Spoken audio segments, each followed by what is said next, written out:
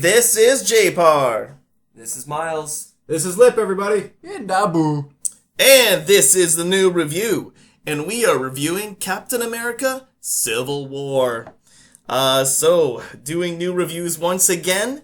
First off, Captain America, third segment of the Marvel movie, Captain America franchise. This time with the Superhero Registration Act in place, pitting the heroes against each other. Captain America and Iron Man going to head or gauntlet to shield in this situation. Myles, what are your first impressions of Captain America Civil War? I loved it. Start to finish. One small little gripe, but we'll talk about that later during Spoilerville. Mm-hmm. But as a movie, it was really well done. Russo brothers nailed it out of the park again. So I was very happy and very pleased. Lipp. Okay, so similar to Myles, I really enjoyed it. I do have a little stickler piece just when it comes to what happened in the comics versus what happened in the movies.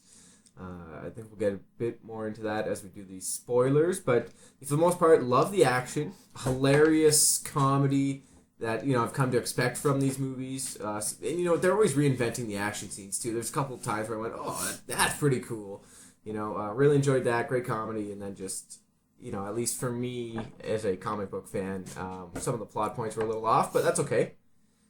And Boo. Same. I really enjoyed it. I have to admit, I think for me, too, it was more like the flow of the movie was really nice and clean. It felt like there was no... Well, maybe some moments that felt a little slower than most, but the fact that the movie felt really nice and clean all the way through from beginning to end, I didn't have to worry about any particular part of the movie making me fall asleep. So that's always a good sign.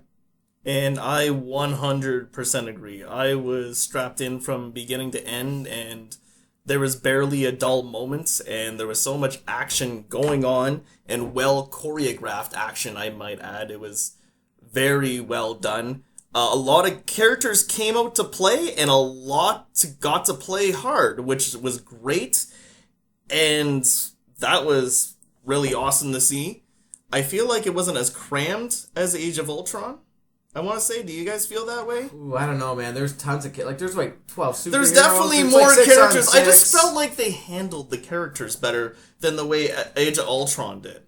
Yeah, there was better character development in this one because they introduced 2 new characters and they gave them both pretty just screen time, and you're not really left asking too many questions afterwards. Is that a reference to Ant-Man and Spider-Man? As your 2 new? Or which we're talking about? Well, Ant-Man was already introduced in Ant-Man, but Spider-Man was introduced with Black Panther. Yes. They are the 2 debuting into the Marvel Universe here. Yeah. Is any of this considered part of Spoilerville? No, that's not Spoilerville. People like know that they're in the movie. You watch one trailer. We're not talking about the story yet. We're not telling you whose side they're on or anything like that. Good point. Sorry, just checking. And I thought Paul Rudd was goddamn hilarious as Ant-Man in that. And he was hilarious in Ant-Man before, but yes. And that's something else. The comedy was just great. It wasn't as corny as the comedy was in Age of Ultron, where I would agree. Everyone got one-liners, even Ultron, even the bad guy got one-liners. You know what I mean? Everyone just had zingers in Age of Ultron. I found the comedy was much more fitting to the character who was saying it. Spidey is... This is almost getting to... I don't want to get into that too much. But you know what I mean? It's I find the comedy was just better this time. Was it Age of Ultron where, one of the jokes was that Cap said language? Yep. That felt like a very childish joke. It was very bad, very PG. Oh my god, it was really just cramming down Marvel PG jokes down my throat, and I just hated that. Cap has kind of said stuff like that in the comics before. Yeah, I know, but... He's old school, right? So he's clearly bringing back... I know what you're saying. It's kind of like... I know what you're saying. This is supposed to be a more modern Cap. It's not supposed to be... But even though he is still from the 50s, I don't know. That doesn't make sense. But I know what you mean. It's some things you translate from the comics, some things you don't. You're just saying that's one thing you... I just thought the jokes were more appropriate in this one. I thought the in Age of Ultron, when Black Widow's going through, she does the beep beep. I'm like, come on, give me a break. Come on. Just one too many. One too many of these cornball jokes, Whedon. And I find the Russos did a fantastic job this time around. Yeah, because there wasn't that much comedy in Winter Soldier. It was such a dark tone, ominous. The entire movie, tension was building. This one, they let people, like you said, have one-liners, and that's what I was worried about going in. Is you have all these people, Ant-Man, the Quip Master, you have Hawkeye, who's sarcastic all the time. You have all these people, and Spider-Man's supposed to be sarcastic. Very witty, in his own right. I was worried that there was going to be too much clashing of that, but it was done A1. It was perfect. It was, really good storytelling, and then quip, and then you're laughing, and then right back in. You're invested again. So it was really well done. All right, so we're going to give this a rating now. So tell me why you're giving me the rating. Once again, without revealing too many plot details. I'm going to give it a 4.5. 4.5, very solid. Very solid. I would have given it a 5, but there is some minor things that happen throughout the movie that if you were to take it out, it would be the same movie, just maybe a little cleaner, a little more makes sense. Less cluttered, almost. I wouldn't even say cluttered, but when we get into Spoilerville, I'll explain a little more. But I give it a 4.5. It's almost the perfect Marvel movie for me. Understandable.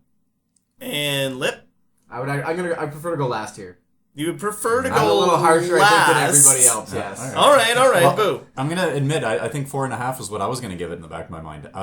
I can't nitpick at details because I'm not a comic follower, so I'm going to admit I have the disadvantage there once again. But, from the basic knowledge that I do have, I kind of feel like some of those components coming from the comic generations, and I'm sure they will admit, if you specifically narrow it down, there are some things that I feel like they omitted that kind of make me have it lose its 0.5, unfortunately. But great all the way through. You know what, that's a movie that is definitely one for generations to come. I thought about this all day yesterday and all day today. And when I came out of the theater, it's like, I know what I want to give this movie. I know what I want to give it. And the longer I thought about it, was it a 5 originally? I tried to persuade myself out of my initial reaction, but I could not do it. I could not.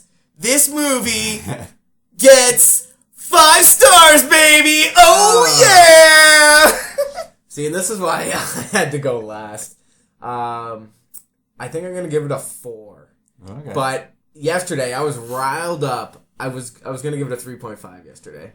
I was riled up, and I think we talked about this. We'll get into it in the spoilers a bit, but I've kind of came back from that. And originally when I came out, it was a 4, and then I riled myself up yesterday with some of the stuff I hated about it, and brought it down to a 3.5. And I'm back sitting at a 4.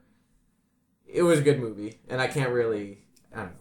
Some of the plot points, I guess I can't really take off that much. I totally understand. You told me the reason why you did, and I understand why you did give it the rating it was. And I agree. And this is the reason, and it's probably one of the reasons why I tried to argue with myself to not give it a 5.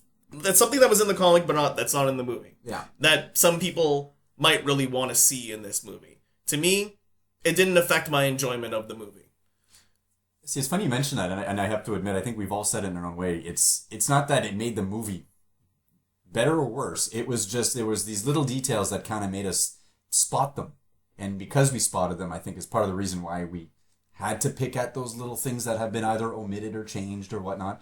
And again, in Spoilerville, we'll cover that. But I think I kind of feel like everyone's unanimously admitting to the fact that those little changes seem to, change our perception on the movie a little bit. I kind of think it was a smart move, I have to admit. They could have easily gone the route entirely following the comics, and it would have been too easy, if you ask me, really. From a creative standpoint, they could have easily gone, we're going to plagiarize the shit out of the thing, out of the comics, and we'll leave the viewers up to decide whether if it was perfect or not. If they did that, I have a feeling we would have been picking at it a lot more. So I'm glad they did it this way. All right. So we got a 4.5, a 5. I'm crazy. And 4 for Lipp. 4, yeah. So those are very, very warm reviews, especially in comparison to Batman versus Superman. It was a good movie. It was a good movie. Mm-hmm.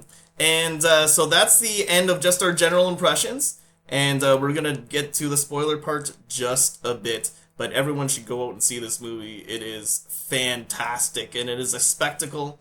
It's the kind of movie you want to go see in the theater.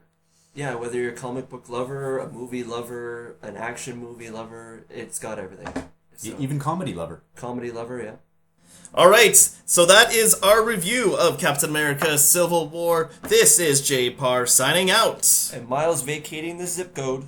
Lipp, take it off. And Boo going bye-bye. Good night, everybody.